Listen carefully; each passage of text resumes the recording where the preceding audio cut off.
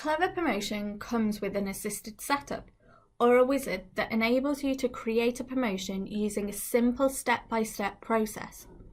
The assisted setup will pop up on install of the app.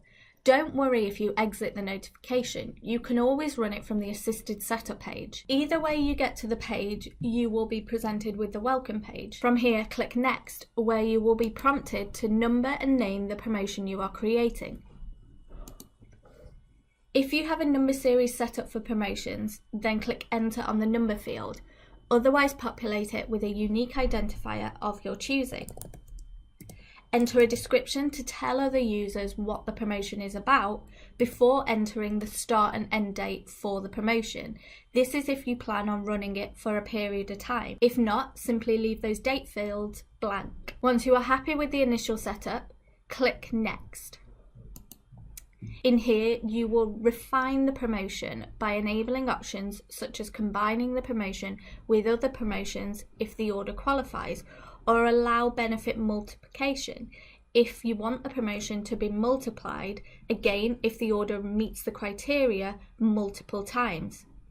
Click Next to then determine who qualifies for the promotion.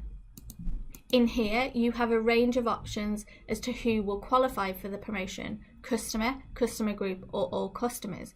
If either customer or customer group are selected, you must populate the sales code field.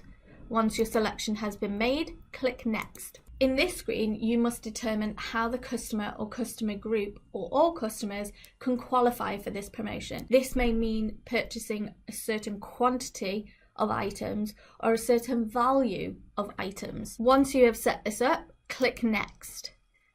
You are now going to determine the benefit if the criteria is met. Does the customer get a free item?